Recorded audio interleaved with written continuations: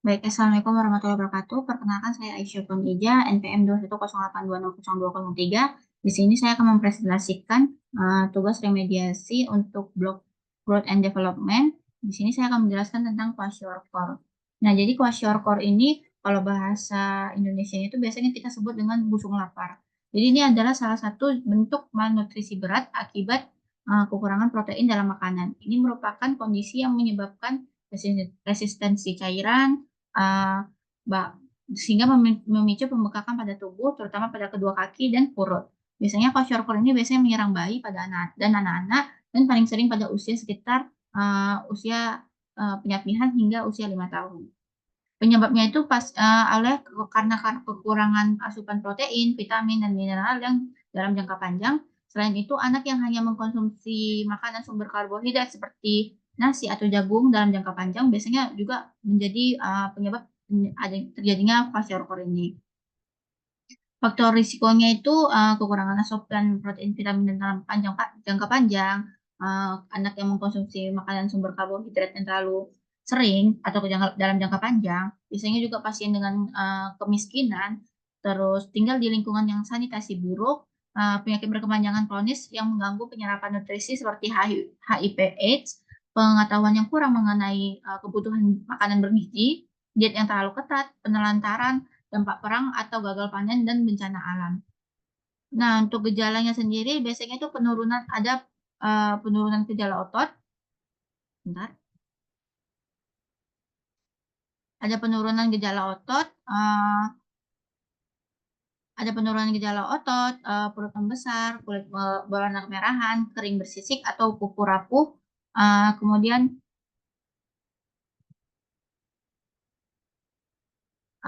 kulit rapuh, ada juga kuku yang rapuh, rambut menjadi kering, lubang rapuh dan mudah patah, bahkan bisa merubah warna rambut menjadi seperti rambut jagung. Terus ada kemerahan, ada gangguan tumbuh kembang, penyakit infeksi yang terjadi dalam jangka panjang dan makin sulit sembuh, sering lemas, dan anak-anak ini akan lebih rewel dan sering menangis. Nah, untuk patofisiologinya sendiri, jadi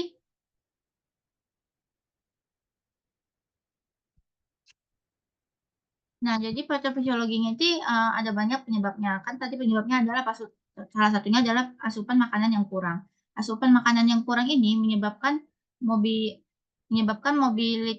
mobilisasi berbagai macam cadangan makanan di tubuh akan bekerja lebih keras sehingga menyebabkan pembentukan kalori yang lebih banyak dan menyebabkan kwashiorkor atau malnutrisi akut tadi.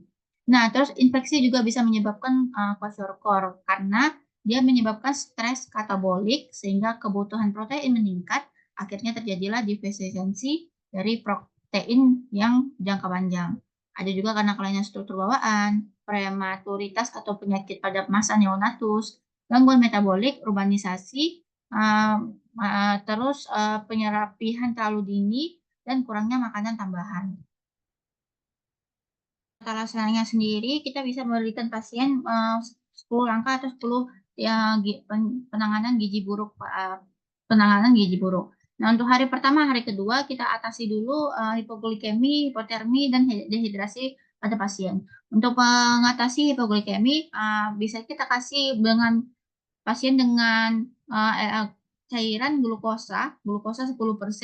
Kalau misalnya pasien dalam keadaan sadar, bisa diberikan dengan gula pasir 50 ml, terus diminumkan, atau bisa dari NGT. Namun kalau misalnya pasiennya dalam keadaan tidak sadar, dia bisa dikasih glukosa dalam bentuk IV berupa 10%. Nah, terus mengatasi hipotermi dengan cara memberikan pakaian, selimut, atau beri ke ibu, atau bisa dikasih juga lampu pemanas. Terus dilakukan juga pencegahan dehidrasi. Untuk hari pertama kedua, kita lakukan pencegahan dehidrasi dengan memberikan Resomas bisa secara oral atau NGT. Beri 5 ml per kilogram berat badan selama 30 menit untuk 2 jam pertama. Kemudian selanjutnya diberikan juga 5-10 ml kilogram berat badan selang-seling dengan jumlah yang sama setiap 10 jam. Nah, cairan Resomal ini nggak hanya bisa untuk mengatasi dehidrasi, tapi dia juga bisa memperbaiki gangguan keseimbangan dari elektrolit, sehingga nanti bisa diberikan juga untuk cairan resomalnya ini bisa diberikan dalam waktu 3 sampai 7 hari untuk mengatasi dehidrasi dan juga sekaligus mengatasi elektrolit. Kemudian cegah infeksi ini kita lakukan sampai minggu 7 sampai minggu ke-26 atau sampai ke fase yang tindak lanjut. Nah, dengan cara memberikan GAA atau gentamicin, ampicillin, dan amoxicillin. Untuk ampicillinnya kita bisa beri 50 mg secara IV, untuk amoxicillin kita bisa beri secara oral, yaitu 25 sampai 40 mg per 8 jam. Terus gentamicin kita bisa beri 7,5 mg per kilogram berat badan secara intramuskular ataupun secara IV sehari sekali selama 7 hari. Jadi tiga-tiganya ini obat gentamicin, ampicillin, sama amoxicillin ini sama-sama diberi selama 7 hari, selang-seling selama 7 hari. Jadi 3 hari dikasih selang-seling sesuai dengan nah, selanjutnya kita beri untuk kita harus melakukan pemberbaikan kekurangan zat gizi mikro. Jadi pembagian zat gizi mikro ini bisa dikasih pada fase stabilisasi dan atau fase transisi, yang dimana pada fase stabilisasi atau pada hari 3 sampai 7 hari, dari hari pertama sampai hari ke-7 itu diberikan makanan tanpa VE.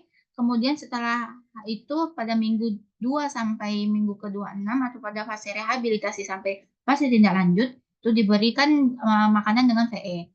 Kemudian beri makanan untuk fase stabilisasi atau transisi. Nah, pemberian makanannya ini bisa dengan pemberian F75. Kemudian pemberian F75 selanjutnya untuk tumbuh kejar, pemberian makanan untuk tumbuh kejar ini pemberian makanan untuk tumbuh kejar ini diberikan pada fase transisi sampai fase tindak lanjut dengan pemberian F100. Jadi untuk stabilisasi pada fase stabilisasi sampai transisi pertengahan itu kita beri F75, lalu kemudian untuk fase transisi selanjutnya kemudian sampai ke fase tindak lanjut kita beri F100.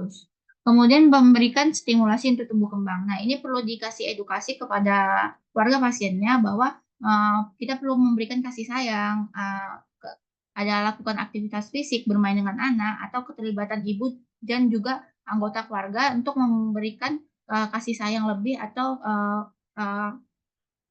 perhatian lebih ke anak yang mengalami kwashiorkor ini.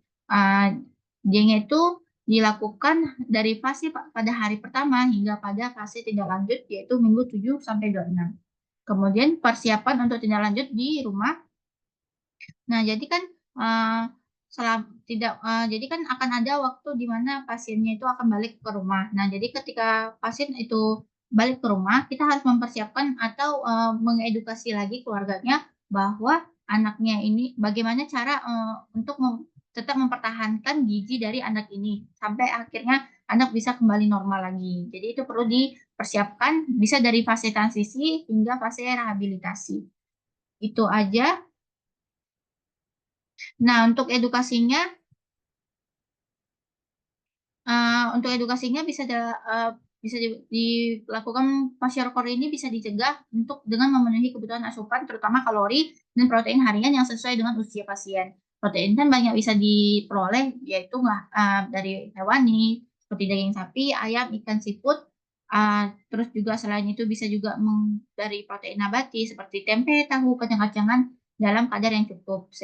Terus selain itu juga edukasi juga pada pasiennya bahwa pada anak-anak itu harus makanan yang tinggi kalori, tinggi protein, namun rendah karbohidrat sehingga gizi pada pasien bisa terpenuhi. Baik, sekian presentasi yang saya dapat sampaikan. Berikut referensi yang saya gunakan dalam pembuatan mind map ini. Sekian dari saya. Terima kasih. Saya akhiri. Wassalamualaikum warahmatullahi wabarakatuh.